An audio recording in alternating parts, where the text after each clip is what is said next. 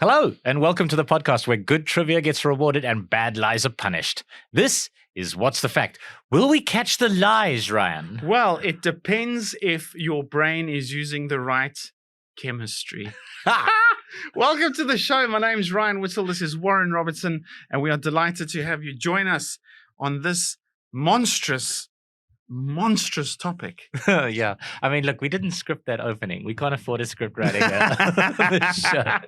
But well done, Ryan. That was good. Thank you. Yeah, it is a terrible topic, this one. Sure. You know, we've very rarely am I intimidated by a topic.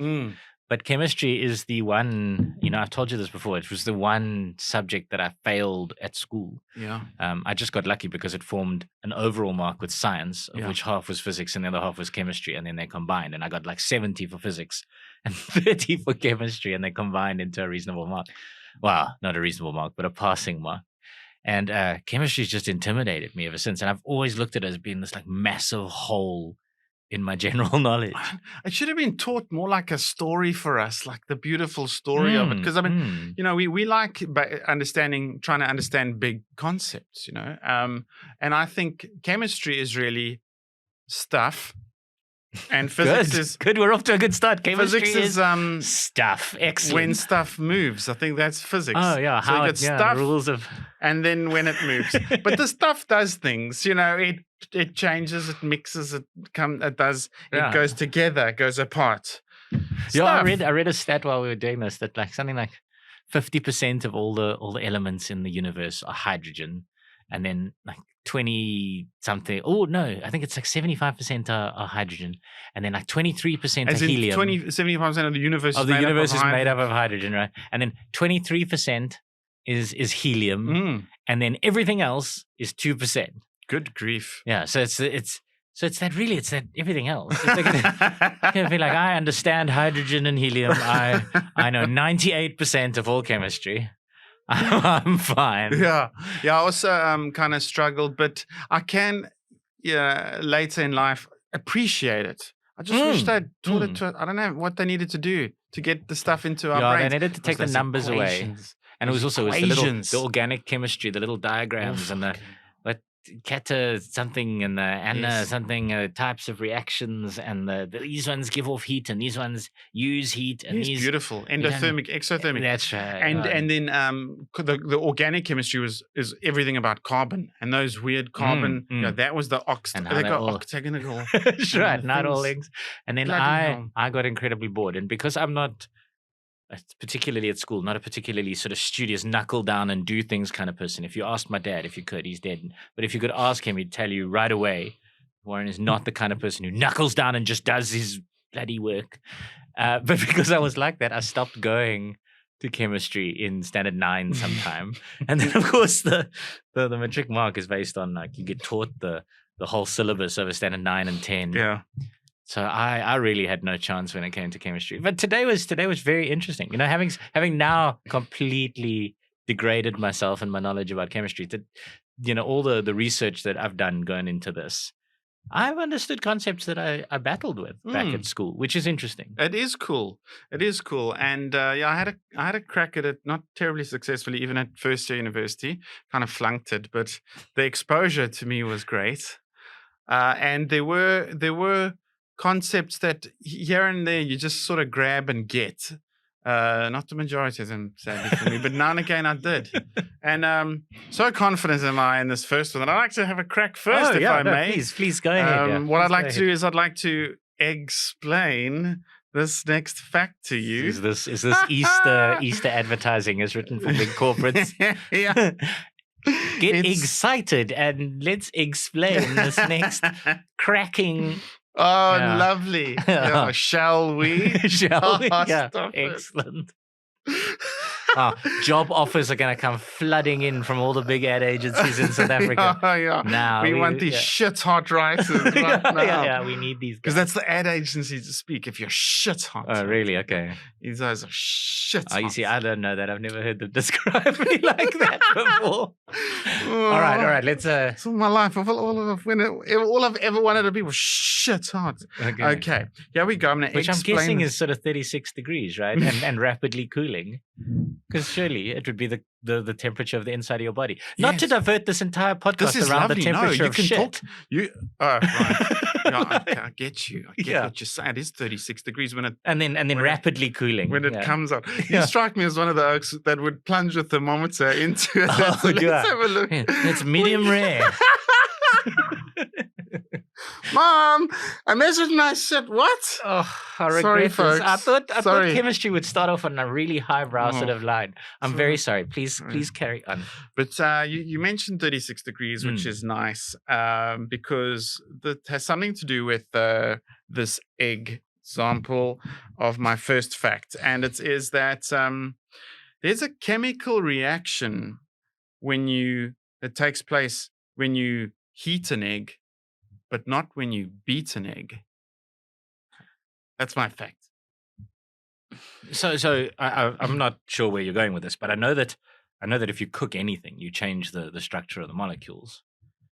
And I mean, I'm assuming when you say when you beat an egg, you're not talking about you're not talking about actually applying heat. There's no heat. No. So you crack the egg in a bowl and you beat it up. I'm saying there's no chemical reaction there. But of course, frying, boiling, scrambling, it changes the whole composition, Sure. right? As it would, I suppose, when you cook anything, which is actually makes that chemical change in food when we cook it makes it easier for our bodies to digest, and we actually get more nutrients from the food that way.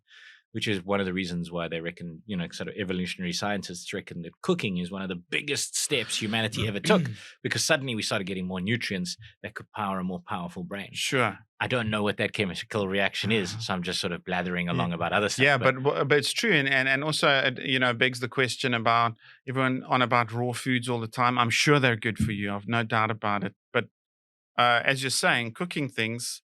I mean, cooked tomatoes are supposed to be better for you than raw tomatoes. So look, one of the things that they sort of say, these guys who are into eat your raw food, is that actually we shouldn't be necessarily, with our current diets, taking in all the nutrients. If you want to eat a normal meal and take in half the nutrients or 3/4 of the nutrients or whatever it is, you maybe you can trim down, be less fat by eating rocks instead of actual food.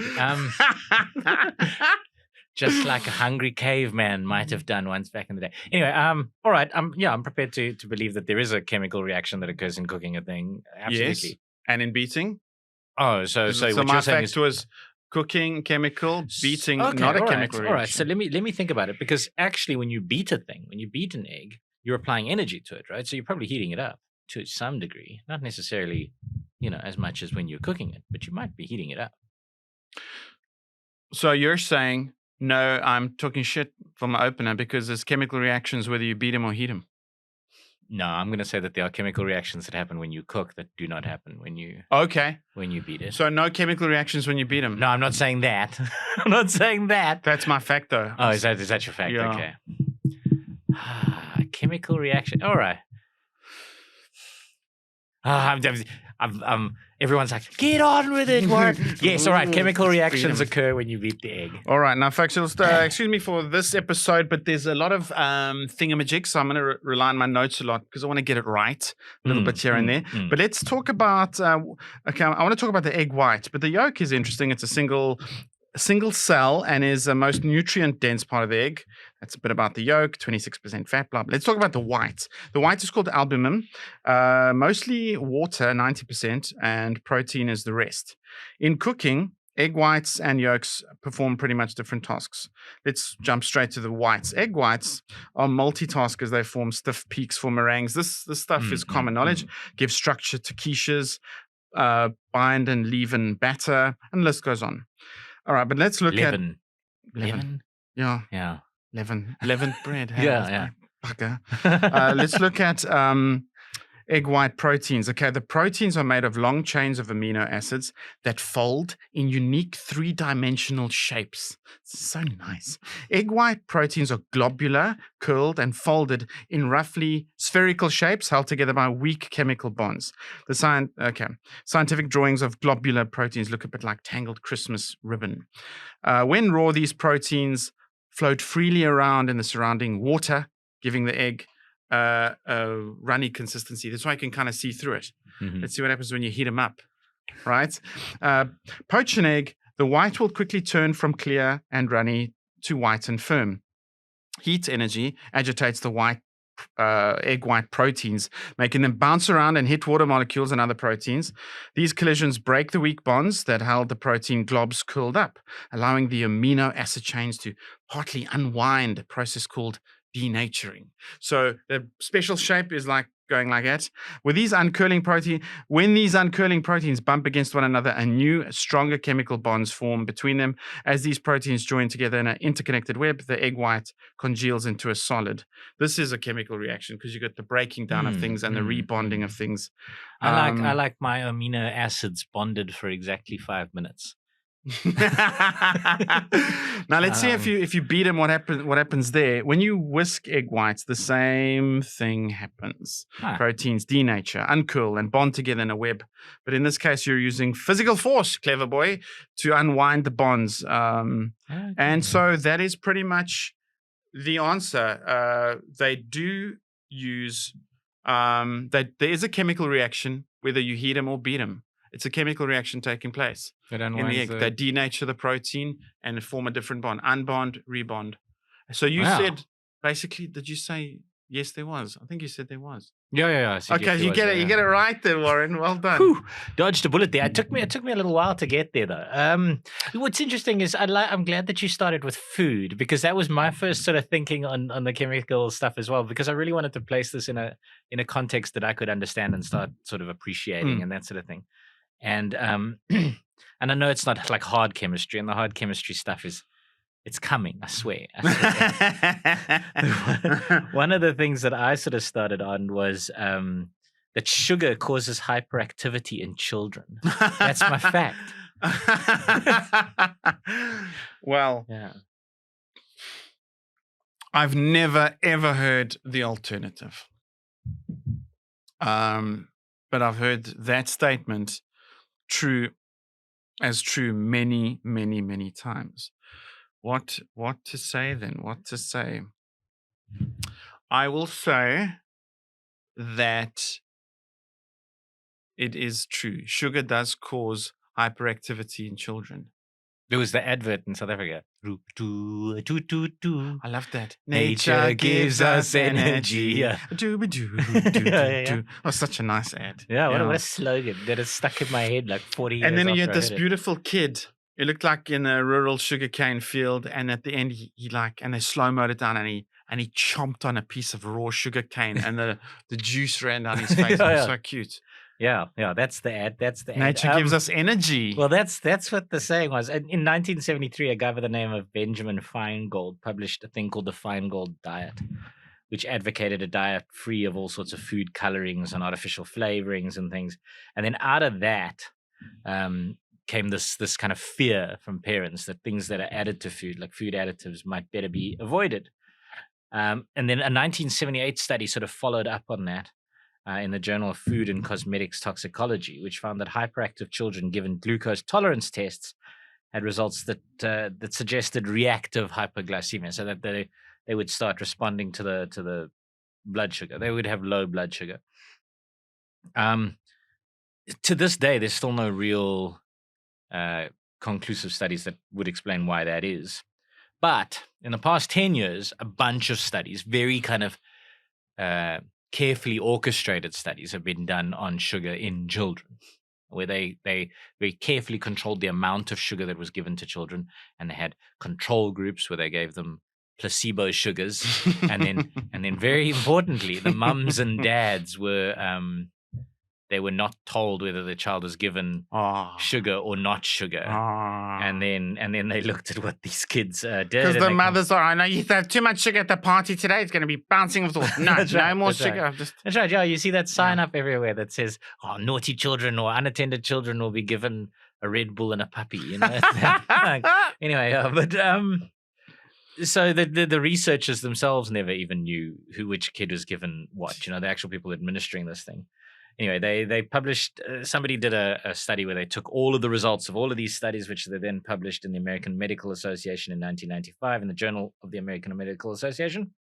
And the researchers' conclusion was that sugar in a diet does not affect children's behavior.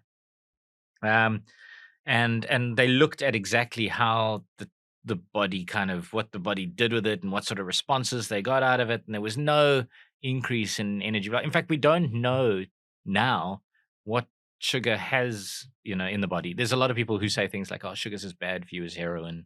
It's this terrible like additive," but we actually don't know that because brain scans on people who take heroin clearly indicate reactions in the addictive parts of the brain. You don't get that reaction from sugar. So sugars in the human body are probably just processed, in much the same way as anything else. What they did see was the placebo effect in parents reporting that their children went hyperactive. Was very It's mom's neuroticism that the kids are picking up on. That's what's causing them. Right. Yeah. In fact, the children themselves would report that they've got more energy if their parents believe this thing. So, Abnormal Child Psychology, the Journal of Abnormal Child Psychology, showed that parents who believe a child's behavior is affected by sugar are more likely to perceive their children as hyperactive when they've been led to believe their children have had a sugary drink. So I'm starting on simple, basic human body chemistry, very basic, no maths, no science behind it because we don't know the maths and the science behind it. But your children. I mean, my mom would hate me saying this, but growing up, she, maybe like most middle-aged women, was just trying a bit of a weight loss thing, a bit of a diet thing, a bit of a Weight Watchers way less, all of that stuff. And then the one thing was a big eating plan, latest dietary fad. The whole cover was covered in jelly tots, and it was basically the philosophy of it. I don't know what the book is called, but it's like sugar doesn't make you fat, fat makes you fat. So eat as much jelly tots as you want, ladies. And now they've done studies where they're like, oh, but you need a certain amount of fat to accurately, process things. And now you've got the diets, what's these Tim Noakes fad diets, the kind of the Atkins varieties where they're like, as little starch as no possible. Carbohydrates, so you must just eat the meat. And then they showed, so they did a study on the Atkins diet where, because it works. It works. It cuts like down the weight. These kind of meat-only diets work, but the reason it works is because protein triggers your full sensation much quicker than carbohydrates does, which then means you take in fewer calories overall. So all diets that work on exactly the same basis. They work because they restrict your calories in some way, whether they fool you into believing you've had enough quicker, or whether they actually deprive you of calories, whatever it is. Any diet is a caloric restrictive thing. And I'm telling you now, the comment section is going to become a fuck fest if people hear me saying this. But yeah, that's essentially what it comes down to. And yeah, that's where we're starting. Casually, I'm out of the way with my casual chemistry. I'm gonna start. I had to let myself into it gently, right? Like I couldn't just dive straight in on organic chemistry. But the dude who first put out the additives, what era was that? Was that the 19-somethings? 1973. Okay, so since then the kind of so there's been this sugar panic, and there was things like MSG as well. It got this terrible reputation in the West for being this very destructive additive, and it's now subsequently been proven to be fine, which actually is just essentially the West's problem, because aromat back in our chips. Because the entire East has been eating MSG for decades, and they've been like, no, this is fine, but the West needed to do their studies and prove to themselves that in fact it was right, while people were eating it for generations, in the East. But anyway, so it turns out that additives aren't necessarily terrible for you. So in conclusion, the children are scared of the boogeyman, but the mothers are scared of the suggy man. I wish you hadn't said that. Yeah, right. Like my respect for you was, well, it was middling at best. Here we go. This is my favorite personal fact of mine tonight, just because I find it so incredibly beautiful.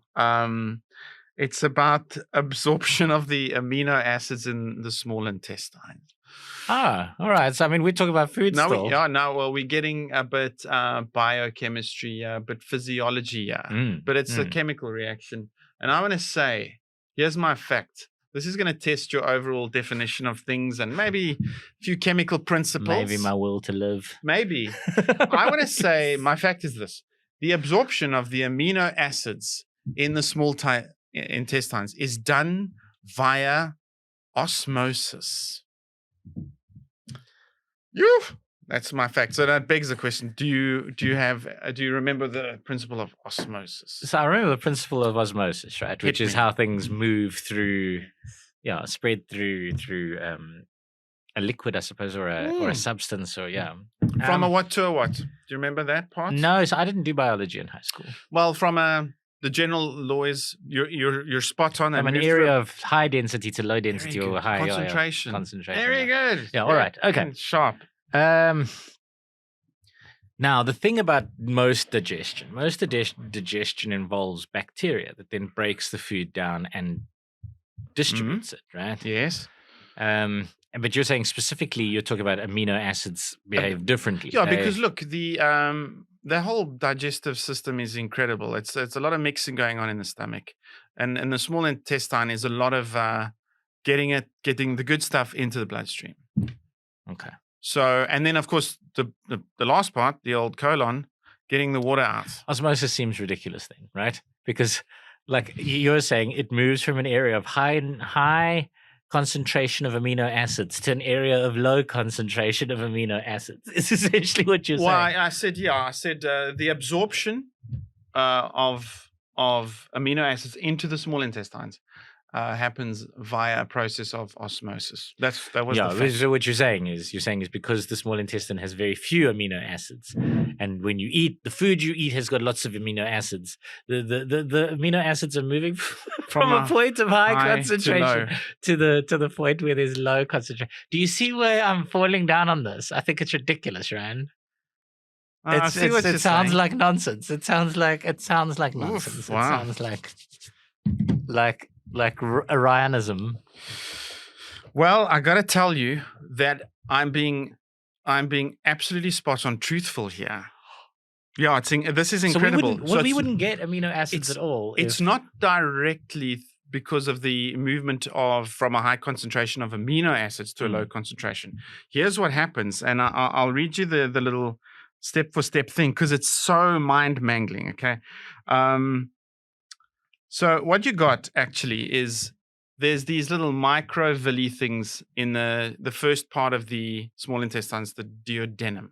Okay, so you got the internal wall, and they got these little finger-like structures sticking out.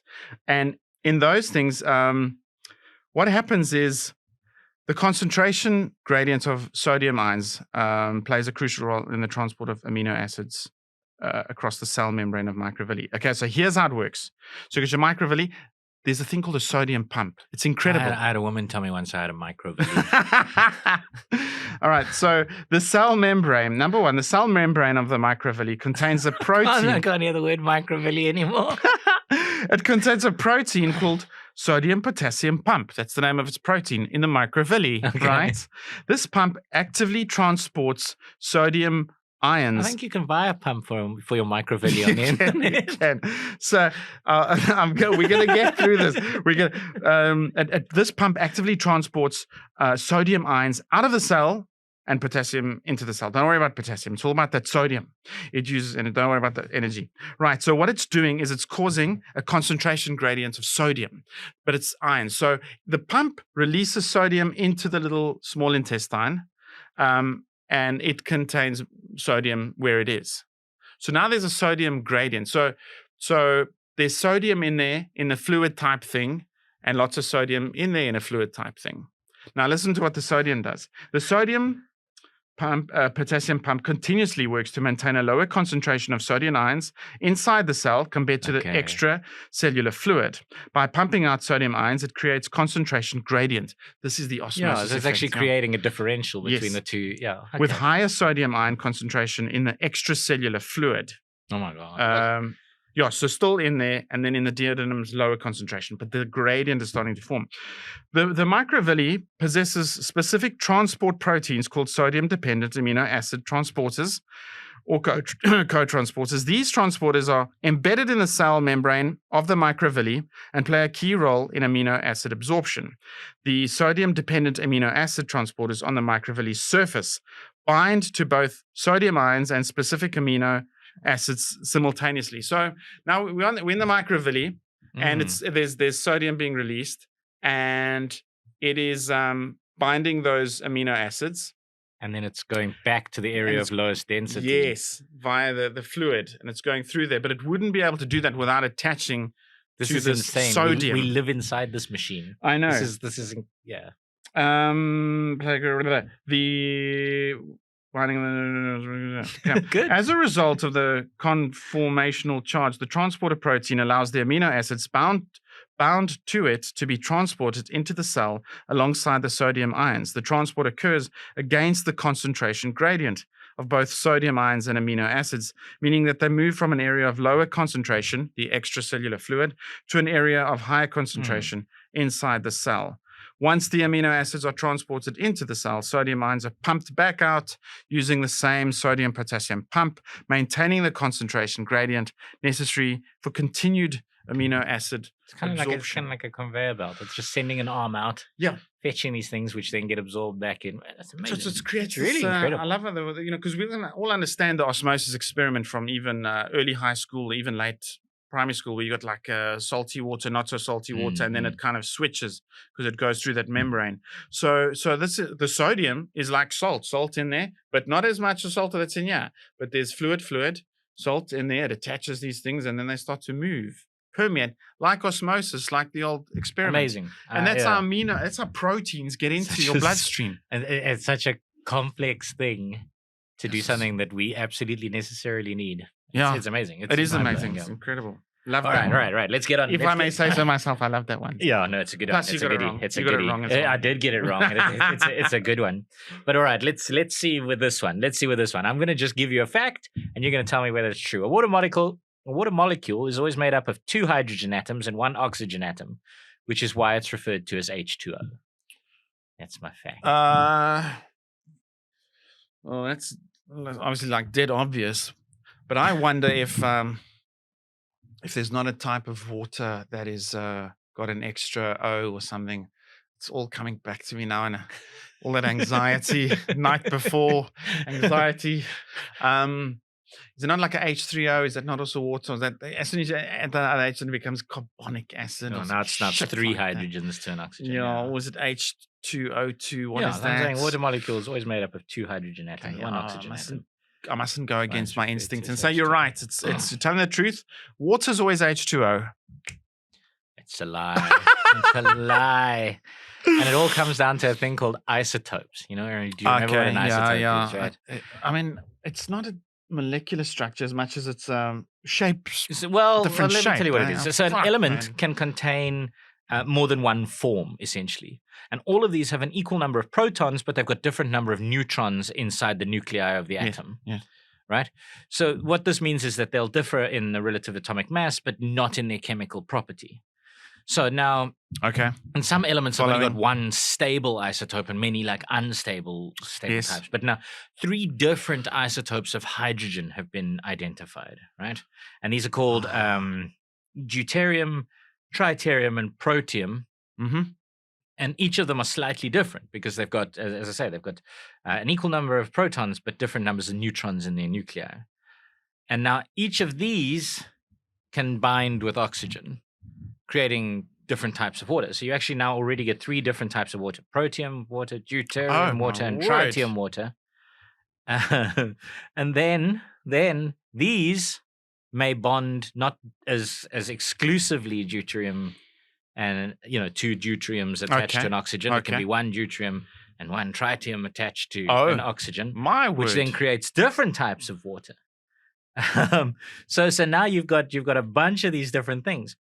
But now, just like the hydrogen can be different, so too can the oxygen, because there's also 3 different types of oxygen. There's oxygen 16, oxygen 17, and oxygen 18, which are the same. They're the different isotopes of oxygen. Yes. So when you take all of these different types of possible ways that the different types of hydrogen can blend, can be connecting to all the different types of oxygen, you actually wind up with 18 different types of water. But isn't it always going to be 2 hydrogens to an oxygen? So they get described differently depending on what they've got. So you get H2O16 is the lightest one. The heaviest is T2O18.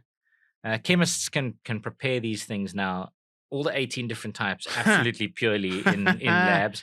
So you get the different types of water, and these different types of water behave in different ways. They've got different densities, different boiling points, different freezing points.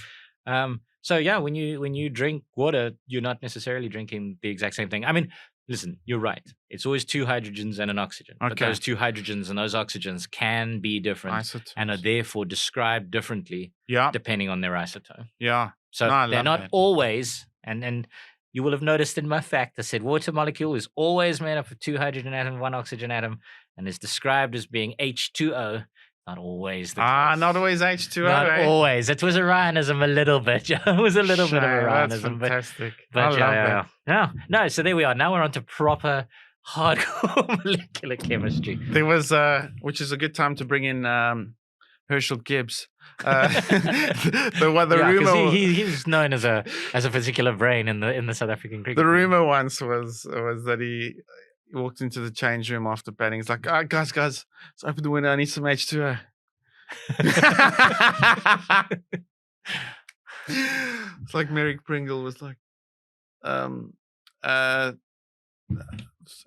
it was right arm over three to come. It's like, is it bold 3 or is it 3 to come? That's just So we're gonna go for my next. So that was a beautiful fact. I love the watery one.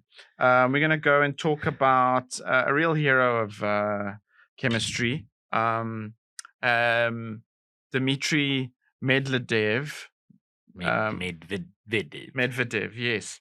So Mendeleev actually is how you say it. Dmitry Mendeleev. Oh, so not the tennis player.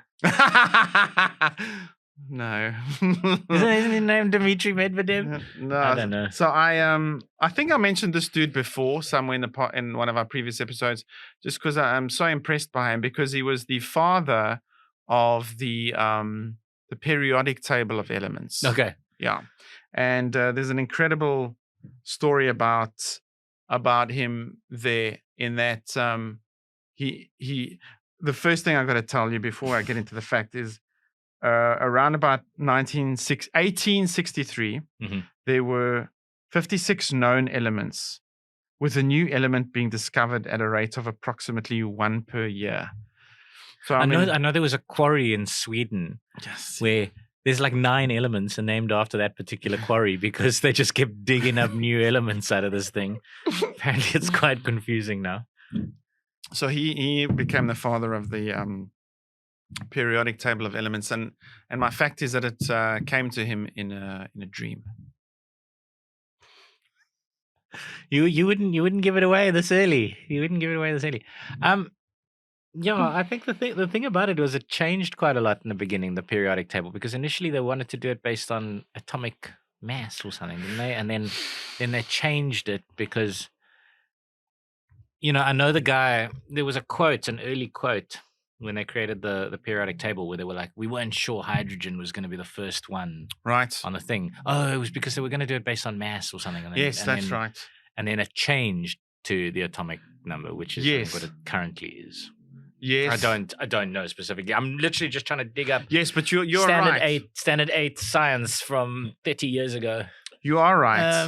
In a way, it doesn't answer the dilemma of the fact, though. But yes, you're right. There was a development of the understanding of how we categorize elements, which then changed the order that the elements actually landed up coming out. Yeah. So what's remarkable about Dmitry is, after the periodic table, he proposed that there were some gaps, and we're going to discover them. And it happened with at least 3 elements that they discovered. So, say for example, it's 144, which is that sort of Book of Revelations number. Let's not go there. But it says like he said, okay, we'll find 141 and 142 and 143. Yeah. And then they did over time. Well, I mean, one of the things that they're saying now is that one day we're going to be able to create even heavier elements ourselves. Sure. Saying we don't really know yet what the application of that might be, but they're like, we do know what the ones that have this many, what properties they'll have as we go higher up into the undiscovered numbers. Yes, and maybe I also heard things about, say Mars, for example, mining stuff on Mars. Are you going to find things which an element that we haven't yet found before? Or would it be maybe elements that were precious that are in abundance there, things like that? So that could play a role as well. Could be a game changer for a new sort of industrial revolution without people being exploited this time. Oh yeah, That's people great. will always be exploited, Ryan. Like let's Yeah, not. but it's NASA, dudes. People love to So exploit the arms- people. All right. Did it come to him in a dream? This sounds like a great That's- chemistry fact. No, I reckon he probably constructed it pretty methodically. I mean, I've got to imagine he came up with a system of ranking them based on certain properties. And while those properties initially were wrong, and they decided there was more efficient ways of doing it, I'm pretty sure he. Well, let's see if you're right. Listen, nothing useful has ever come to me in a dream. Hey, dreams are fascinating things. I find them fascinating. Really? No, Yeah. let's not talk about dreams we've had, because that's invariably a dark path down to conversations with the most boring people you've ever met. But I honestly, like, my dreams are my like old history teacher shouting at me because I'm naked in the shopping center. That's why incredible. can't I dream? Some Freudian. Please tell Warren what's wrong with him. Why can't I dream about marvelous inventions and wake up in the morning and be like, aha! I've discovered the next thing. I'm discovered, gonna win Eureka! Nobel Prize, Eureka. Yeah. I don't think he did that. I think he, like any normal person, dreamt about being beaten with a wet leek while smeared in chicken fat. That's what normal people. That's what normal people dream about, right? Sounds yummy. I like leek and chicken fat is great. That's normal people dream about that, right? Like that's dream about being sodomized by an angry clown. You know? No periodic table of elements for me. And then, are you in your elements? Hey! Stop it. So when you're talking about periodic table of elements, did it come to him in a dream? Well, to your previous point, other scientists had previously identified periodicity of elements. So some kind of uniformity in behavior or properties or atomic weight or something. John Newlands described a law of octaves, noting their periodicity according to relative atomic weight in 1864, publishing it in 1865. His proposal identified the potential for new elements such as germanium.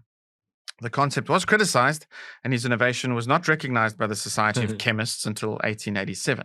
Another person to propose a periodic table was Lothar Meyer, who published a paper in 1864 describing 28 elements classified by their valence. That means their propensity to bond, I think. Okay. It's like a gap that you can attach, but with no predictions of new elements. After becoming a teacher in 1867, Mendeleev wrote Principles of Chemistry, which became the definitive textbook of his time. It was published in 2 volumes between 1868 and 1870, and Mendeleev wrote it as he was preparing a textbook for his course.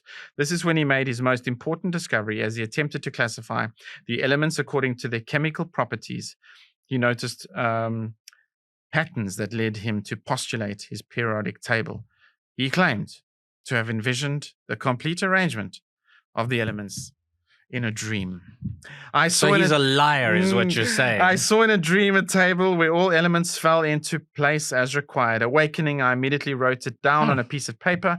Only in one place did a correction later seem necessary.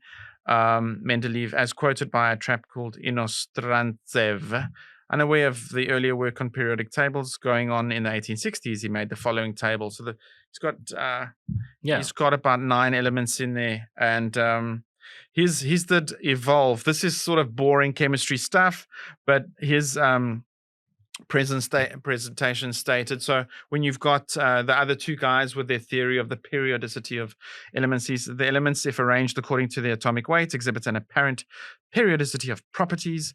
Elements which are similar regarding their chemical properties either have similar atomic weights or have the atomic weights increasing regularly. So there's this kind of natural orderliness of it all, the arrangement of the element. And number 3, the arrangement of the elements in groups of elements in the order of their atomic weights corresponds to their so-called valencies as well as, to some extent, their distinctive chemical properties. It's all rather neat and lovely. I mean, I know on the one hand side, you've got all like the gases over there, and it just so happens to be following some sort of order of atomic number. So whether it's increasing this way, you've got these weird groups of liquidy, gassy things in there. room temperature state or a natural state. It's all rather lovely, and the metals all seem to be congregated in an area. It's nice. I'm And going to pay more logical and attention neat. to the being sodomized by a clown dream. Because clearly there's value to be had in these. He's angry, is he? Yeah, Oh, yeah. golly. There's value to be had from paying attention to the what is he shouting precisely? Yeah. Maybe it's the next periodic table of elements. This is scary to me. It's almost like the flatliners, Yeah. When you're going to go under again, and this time see how far you can go and tell us what else you see. Okay, Warren, when you fall asleep tonight. What is the clown shouting, Warren? While is the clown shouting? Roger you? What is he angry about? What did he say, Warren? He's the answer to climate change. He's given me the answer to climate change. Oh my God! Thank you, Tim Curry, as it. Anyway, good. I'm gonna stick with the periodic table of elements. All right, but something a little less kind of I suppose dream orientated. All right, there are 11 elements which are represented on the table by letters which are not have nothing to do with their names. Right. Okay. So this is a fact. I'm telling you that as a fact. They are in order. There's sodium, which is Na. Yeah. Potassium, which is K. Iron, Fe. Copper, which is Cu. Yes. Silver, which is Ag. G. Tin, which is Sn. Antimony, which is Sb. Tungsten, which is W. Gold, which is Au. Mercury, which is Hg. And lead, which is Pb. Pb, that's right. Now, my fact is that of these, tungsten is entirely unique for the reason why it has a different letter. All the others have the same reason why they use different letters. Is this your fact? Only tungsten is different, for why it's got why it doesn't have letter to do with its own thing. Just as a reminder, tungsten is W. Really? Yeah. I didn't know that. Yeah, I knew iron Fe, I knew gold Au, silver Ag, sodium Na, potassium K, lead Pb. Yeah, I knew that. But why? Yeah, I mean, we never really see. They should have told us. This would have made it more interesting. Yeah. So you said tungsten's reason is different from the others. From all the others. All the others are the same reason why they're different. Tungsten has a different reason. Sure. It's pretty fascinating. And I do think you're telling the truth. I have no idea. My one idea is that, it's become a little English. The names of the elements so they've anglicized them, but maybe the original element still retained its original name. Maybe it was German or Russian. In the periodic table, you mean? Yeah, I see. Okay. So the symbol, and maybe tungsten. I don't know which tungsten and where. So I'm gonna say you're telling the truth. I'm just figuring one of the reasons, whether it's a tungsten or the rest, is maybe to do with its original name in its original language. All right. Well, I mean, so this is the reason. The 10 of them. Yeah. Not tungsten. Yeah. It's true. It's my fact. 10 of them are named after their Latin names. So sodium, Na, used to be called natrium by the Romans. So these are so these are the elements that the Romans knew about, right? So potassium, K, it used to be called kalium. Iron, Fe, it used to be called ferrum. Copper was cuprum, Cu, there, hence the Cu. Silver, argentum, Ag. Tin, stannum, Sn. Antimony, Sb is stibium. Wow. Gold, Au, aurum. Oh, wow. Mercury, Hg. Hydrogyrum. Wow. So Mercury's got a slightly different reason, but lead, plumum. And interestingly, plumum for lead is where we get plumbing from, because obviously they used to have lead pipes. Wow. So that's where we get the word plumbing. Yeah. Anyway, so tungsten is indeed different. Tungsten, just for a start, it's one of the toughest, hardest things you can find in nature. It's super dense. It's almost impossible to melt. It's why the filaments in light bulbs are quite often made out of tungsten. Okay. Because it does require this incredibly high melting temperature. Yeah. Pure tungsten is like a silver white color. and when it's made into a powder, it's hyper combustible. It can actually spontaneously ignite if you turn it into a powder. Natural tungsten has 5 stable isotopes, like we spoke about earlier, and 21 other unstable isotopes. So it's quite an interesting metal. It's obviously used in quite a lot of applications where you need something quite tough. Mhm. Or strong. So, you will have heard of tungsten carbide, like as a tungsten carbide drill. Okay. If you use a diamond saw to cut a tungsten carbide drill bit, it'll take you about 20 minutes to get through it. So yeah, it's very, very, very hard. But pure tungsten itself is actually it's very soft. It's like a soft metal. Sure. Anyway, so it's this fascinating metal. It's really lovely. And it's WY. It's just W. Yeah, Well, just W. Yeah. I know, because its shape in the light bulb is a W. So, I mean, the story of tungsten is quite an interesting one, because in 1779, a guy by the name of Peter Wolf, and this is not the reason for the W, he examined a mineral from Sweden, and he realized that there was a new type of metal in there, but he didn't know anything about it or how to isolate it. That's as far as his research went. In 1781, a guy by the name of Wilhelm Scheele, also not the W, continued the research on the new metal. He managed to isolate an acidic white oxide that had formed on the metal, but he couldn't get at the metal itself, so he wasn't able to isolate the metal. So he's not credited with its discovery. Sure. A seminary in Vergara in Spain. Yes. Vergara in Spain. Juan and Fausto El Seminary? They're supposed to be studying the Bible. What are they doing? Yeah, Juan and Fausto, 2 brothers, El Huyor. They studied the metal, and in 1783 they were able to take the tungsten metal out by heating it with carbon. So they were able to get the actual metal out, isolate it, and name it. And what they did was they named it wolfram, after the type of stone that they managed to get it out of, which was called wolframite. And for a very long time, wolfram, being the W for tungsten, and was it had nothing to do with the wolf dude. No, yeah. So wolfram. this wolfram was the original reason given to tungsten. Wow. And then tungsten sort of came up, and over time, tungsten has slowly taken dominance, particularly in the English-speaking world. Mm-hmm. Whereas particularly Spanish people, even today, some of them will still try and get wolfram back into the parlance, but it's not there. It's not there. It's tungsten now, and but it still carries the W on the periodic table of elements. Wow. Yeah. So it's not from Latin. Oh, that's lovely. A lovely fact. So I've just got a little extension on the thing. So other names from different. So yes. So I said that the mercury was a bit different. Hydragyrum is the Latin name for mercury. It was taken from the original Greek hydragyros, which meant water silver, also historically quicksilver.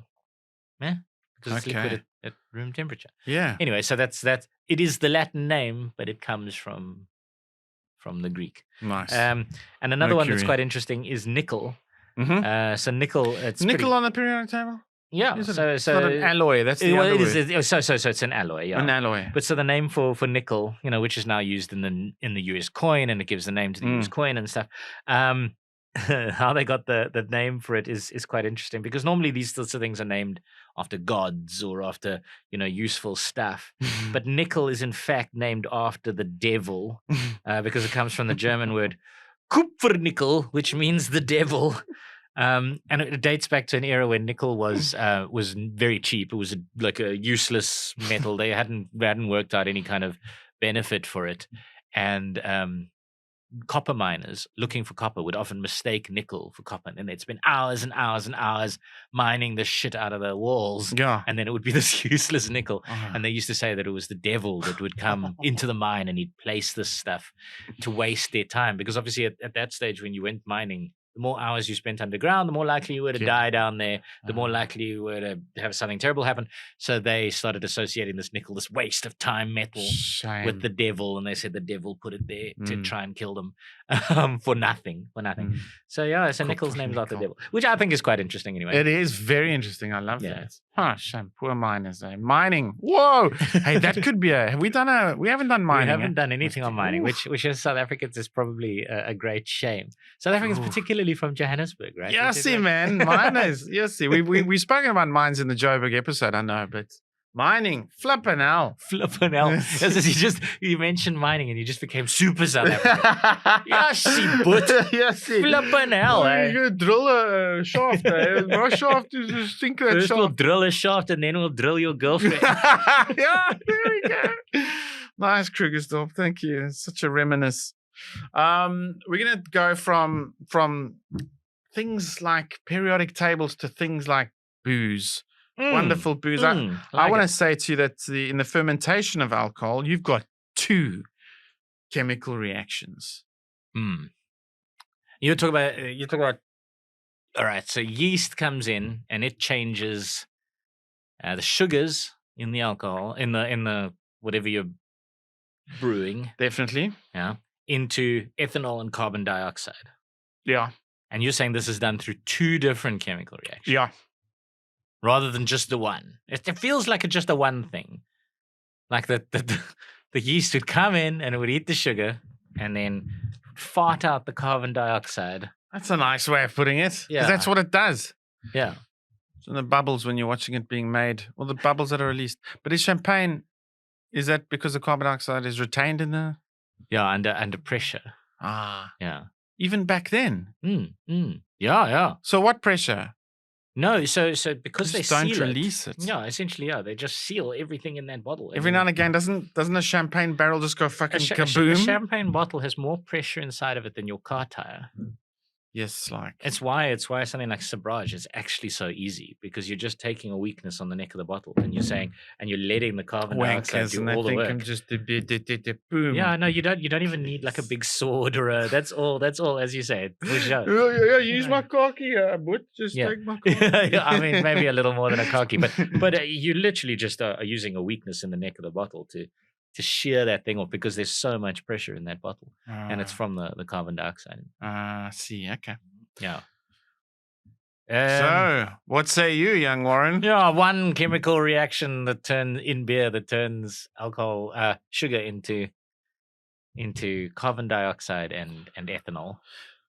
Okay, well, I mean, you're clever because it is the reaction you're talking about goes C6H12O6. Glucose, and then you've got that little weird arrow thing giving you the arrow that I don't understand. I've just given you anxiety. Giving you 2C2H5OH ethanol plus 2 CO2 carbon dioxide. That's the equation, but I'm afraid there's another one. There are another 3. There are really? 4. Okay. 4 chemical reactions. Glycolysis. The first step is glycolysis, a common metabolic pathway that occurs in the cytoplasm of cells. In glycolysis, glucose is converted into 2 molecules of pyruvate along with small amount of ATP and NADH. Then, number 2, decarboxylation. I'm glad you read these words before we started filming the podcast. Yeah, there you go. I have another one of those. Decarboxylation. The pyruvate molecules produced in glycolysis undergo decarboxylation, where a carboxyl group is removed from each pyruvate molecule, releasing carbon dioxide. This step is catalyzed by the enzyme pyruvate decarboxylase. All those fucking enzymes. Yes, this is bringing back some memories. It's like you just the name of the enzyme is just the name of the process with an A's added at the end. Okay, so you find that trend. The third one is called acetaldehyde formation.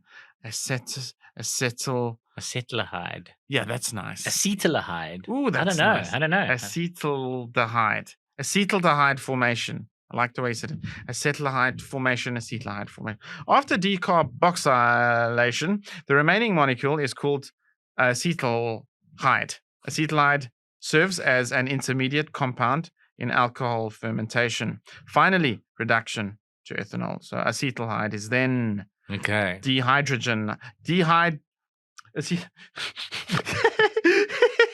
Acetaldehyde is then further reduced by the enzyme alcohol dehydrogenase, utilizing NADH as a cofactor. The reduction reaction transfers hydrogen from NADH to acetaldehyde, resulting in the production of ethanol. Sure. 4. Fucking 4. Yeah. I mean, bless those 4. Every single little step of that little chain. But that's not, you see, that's not in the equation we know. Because that's the enzymes. I don't know if you want to even I even left out enzymes. ATP is adenosine triphosphate. I'm just enjoying watching you try and say all these words. This is my favorite part of this thing. Watching you sweat on a camera, like trying to say a different language. It is. That's the thing about, I suppose, studying things like even law and then, medicine and chemistry. You got to learn a language, and it's not a pretty language. No, but say another word. Okay. Let's give you another one. Let's go with NADH is nicotinamide adenine dinucleotide. Nice. Yes, see. Nicotinamide adenine dinucleotide. I mean, this is what put me off. I got to tell you this. When I heard, we're doing chemistry this week, that's when my eyes glazed over. I was like, oh no, I can't. I don't want to explain that. I know that each part of those words means something. They mean the structure of the molecule, essentially. Yeah. But I don't know. So the longest word in the English language, if you include all professional categories and stuff, is one of these nonsense enzymes. Okay. Dinucleocarboxyl blah blah blah definite phase. I would love for you to find that and then pronounce that at the end of the episode. Okay, I'll find it. I know someone who knows this. Find it. Search for it now while I tell you a little bit about a guy by the name of Antoine Lavoisier. Now, I've kind of cheated a little bit because this guy isn't. I mean, he is made of chemistry, Antoine Lavoisier, but he's more famous for being a chemist and a biologist. And so that's, I'm taking an opportunity to talk about him because I bet you didn't think I'd be able to bring up my favorite topic in the world during a chemistry podcast, which is, of course, the guillotining of French nobility. But Antoine Lavoisier was a chemist and a biologist who did end his life on the guillotine. My fact about him, though, isn't that. It's not that. You can just accept that as read. I love that. I'm glad he died that way. I'm fascinated by it. But my fact is that in 1771, at the age of 28, he married a 13-year-old. Let me tell you a little bit about him before you... Because he was a famous chemist. He's not just a chemist who fucking died on the guillotine. He discovered the law of conservation of mass, which states that while substances may change in state or form, they will always retain the same mass. Which then allowed scientists to think about the differences between the substances in terms other than the differences in qualitative properties. So this was quite a big discovery. He also was the first person to identify oxygen and hydrogen, and was the first person to notice the role of oxygen in combustion. So he's quite a serious guy for his era. Jeez, yeah. He was born in 1743, beheaded in 1794. And the reason, again, for the beheading? Oh, you want to talk about the beheading? Hooray! Let's talk about the beheading. Okay, yeah, no, he was. Your fact again is that he married a 13-year-old. Yeah. He came from a very wealthy family. Was there chemistry between him and the 13? And his mom died. His mom died when he was 5, leaving him a lot of money. So he was quite wealthy. And what he did with that money was he invested in a thing called the Ferme Générale, which was like a tax collection agency. They were almost given permission to tax and to collect taxes and stuff on behalf of the government. So they were wildly unpopular. And he invested in them. He bought some shares, and then he took up a job with them at the Ferme Générale. And then, obviously, when the revolution happened, one of the revolutionaries' least favorite organizations was the Ferme Générale. And what they did was shame! These oaks were ruthless. Yeah. So they first in the 1790s they abolished the Ferme Générale, and then Lavoisier was without work, and then an order went out to arrest all the former members of the Ferme Générale, and Lavoisier and these other tax farmers, as they were known, they were run up on counts that had to do something to do with their accusers said they'd scammed the state exchequer. and they'd adulterated tobacco with water. There was all these kind of accusations. And Lavoisier, by all accounts in history, he had a very good defense. He had a very well-crafted defense that really should have gotten him off, but it didn't. And he and 27 other co-defendants were all guillotined on the 8th of May, 1794.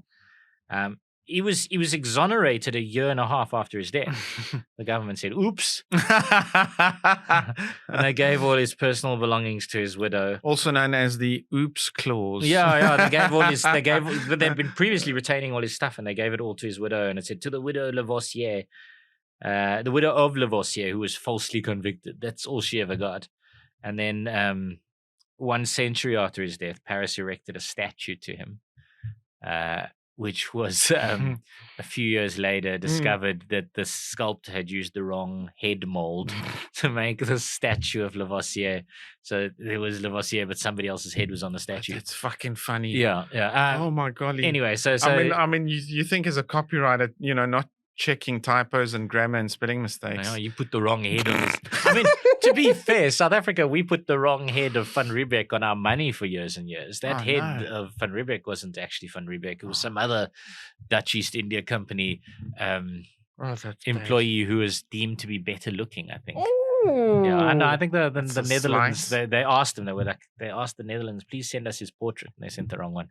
And then we printed it on our money for decades. So we can't exactly castigate France for this particular thing. But my fact is, this very, very famous, I mean, in his day, world famous chemist and biologist married a 13-year-old. Yeah, well, I'll never forget Jerry Lee Lewis, that Great Balls of Fire. He married his 13-year-old cousin. Yeah. You break my nerves and you rattle my brain. Bum, bum, bum, bum. Yeah, but she shouldn't be rattling your brain. She's only 13, Jerry. So I love his name, Lavoisier. Yeah. That's a lovely name. It's a good name, isn't it? Antoine Lavoisier. Great chemist. But was he a freaking perv? Was he a pedo? That's what history needs to know, Ryan. That's what the people of our podcast want to know. I'm gonna go. No, you're lying here. He actually married a woman 10 years older than him. He fell in love like Shakespeare. He fell in love with a and what was her name? The one with "Shall I Love" compared it to Summer's Day. The milky blows of what the. I don't know. You're the one who brought this up. Rough winds to something. The darling buds of May. Right? Do you think that's talking about her breasts? Probably. If you use the word buds anywhere, it's definitely a boob thing. Yeah. Rough winds. He likes a bit of them. Rough winds. Okay, so I'm going to say no, not 13. You're lying. She was 10 years his senior. All right, her name was Marie-Anne Pierrette Polser, and she's regarded by historians as being a major reason why he was so successful, because she was a great mathematician and, by all accounts, an invaluable asset in the laboratory. She translated his works into English so that more of the world could understand it. Sure. There's some people who go as far as saying that he wouldn't have been able to do the work he did without her assistance in the laboratory.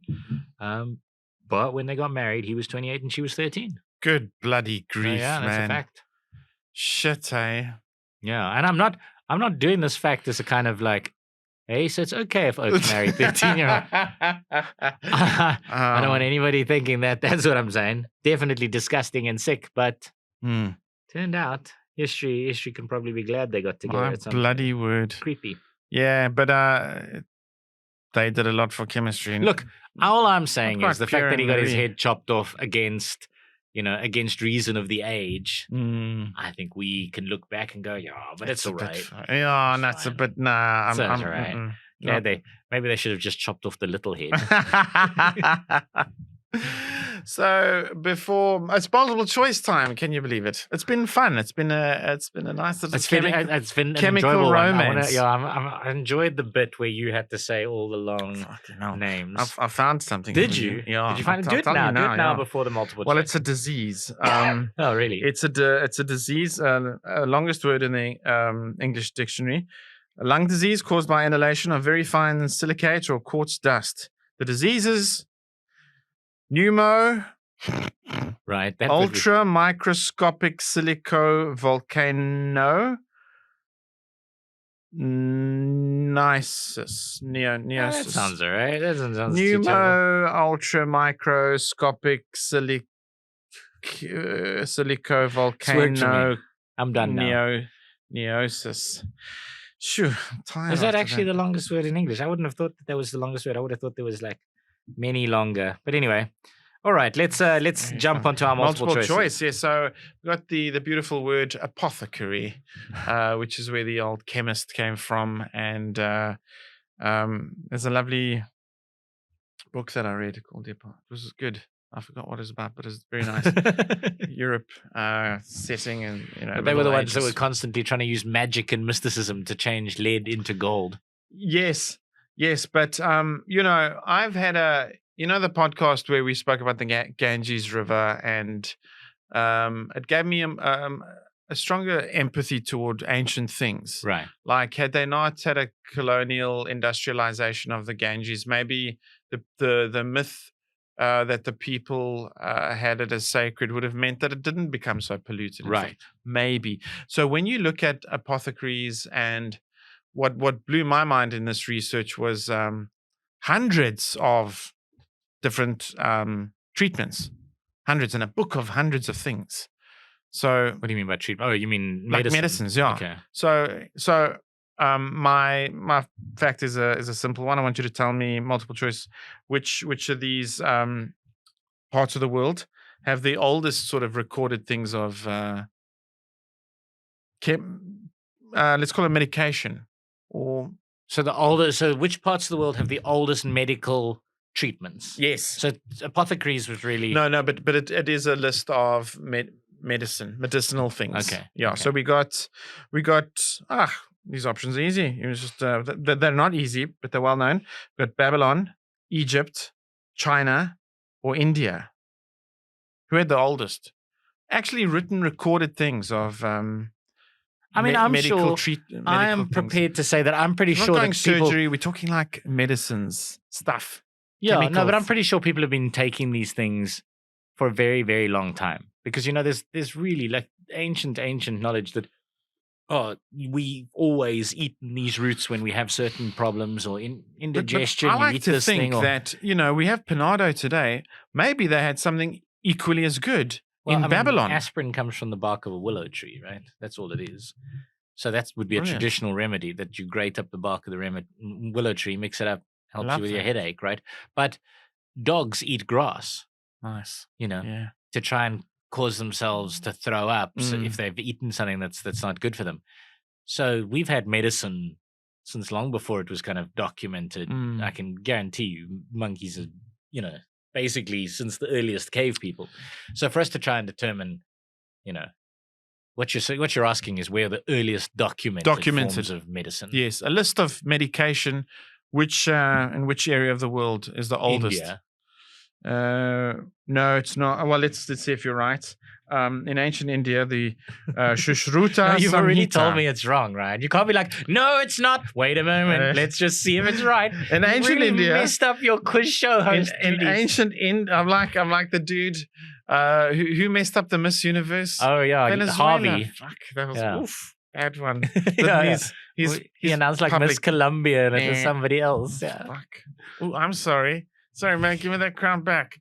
Awkward. Shame. Yeah, but there was also an Oscars incident where they announced the wrong movie, didn't they? They announced La La Land instead of the actual winners of. That rings a bell. Yeah. Okay. Yeah. Anyway, you just did that exact same thing. Congratulations, Ryan. There will be no telefun quiz hosting duty for you on the television. In ancient India, the Sushruta Samhita, a compendium on the practice of medicine and medical formulations, has been traced back to the 1st century BC. The Papyrus Ebers from ancient Egypt, written around 1500 BC, contain a collection of more than 800 prescriptions. It lists over 700 different drugs. Egypt, love it. 15 BC. But do any of them work? I say yes.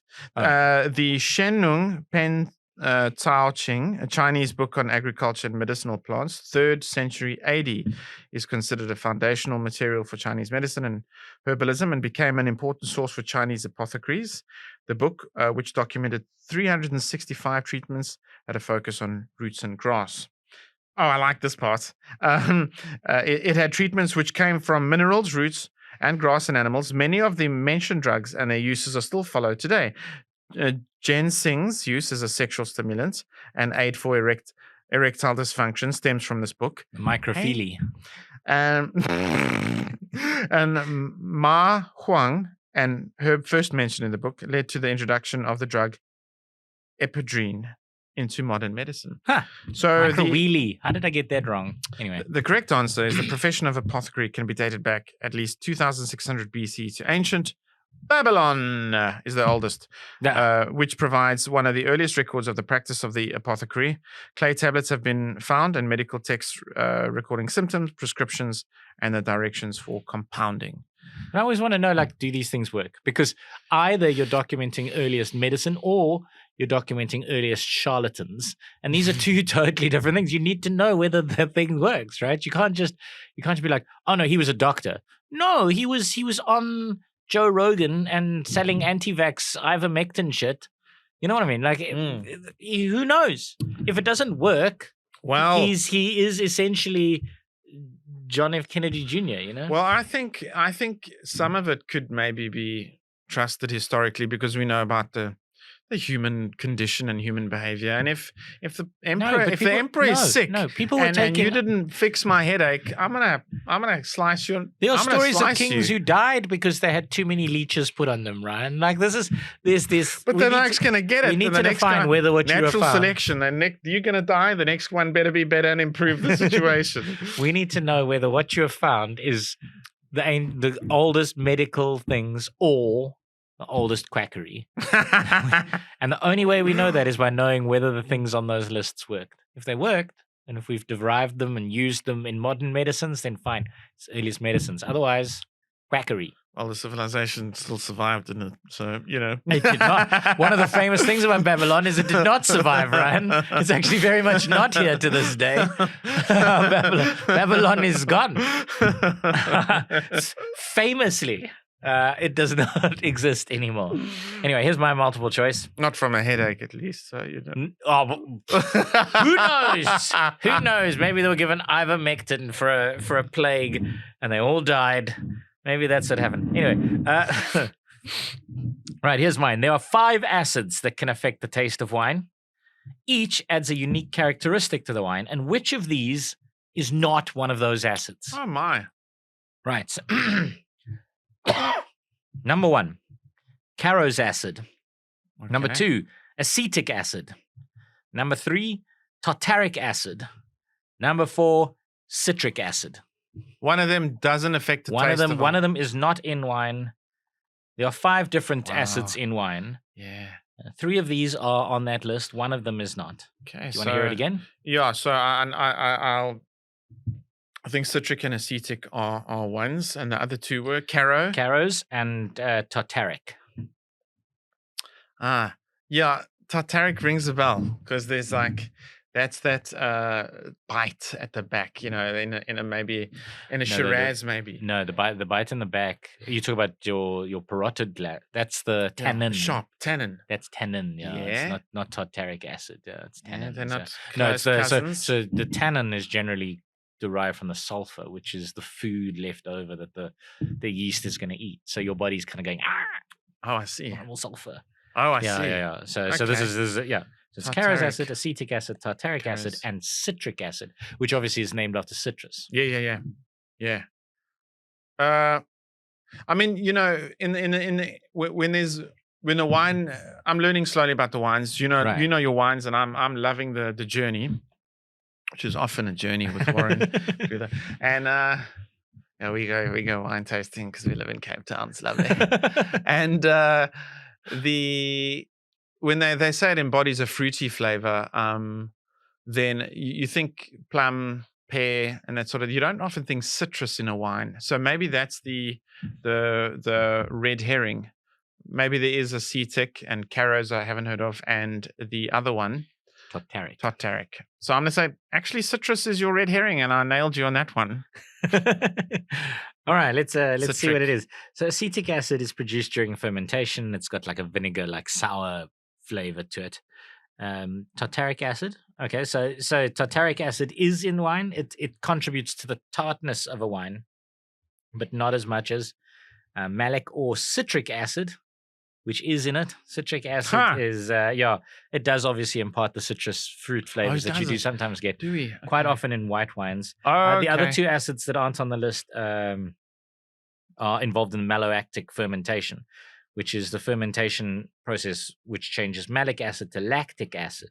Okay. And malic acid's got a tart green apple flavor, so you sometimes find that in there, and then you don't create this malolactic fermentation, and you want that tart green kind of flavor, like in a Sauvignon Blanc. Lactic acid has got a creamy, buttery sort of flavor to it. Okay. So it's malic acid, lactic acid, citric acid, tartaric acid, and acetic acid are all in. It's Caro's acid that is not. Caro's acid is the mixture of sulfuric acid and hydrogen peroxide, which can devour pretty much any organic material it encounters. It's used mainly in the electronics industry. But if you ever consume Caro's acid, you are instantly fucking dead. You gotta know your acids, fuck. No, never, ever, ever take Caro's acid. It's very, very important. Please. Yeah, mixture of sulfuric acid and hydrogen peroxide.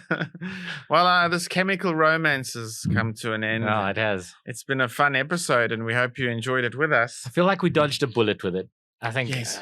Well, Dietz's a bugger, but we, Yeah, look, it needed to be done. It needed to be done. We were getting there, yeah. Fuck physics, can you imagine that one? Obvious. Yeah, guys, if you're still here, please click like and subscribe and share the video and tell your friends about it. We really appreciate you watching the whole thing. And we'll see you next week. Yes, cheers. And if I don't see you tomorrow, then good night and have a great day. Bye-bye. Bye-bye.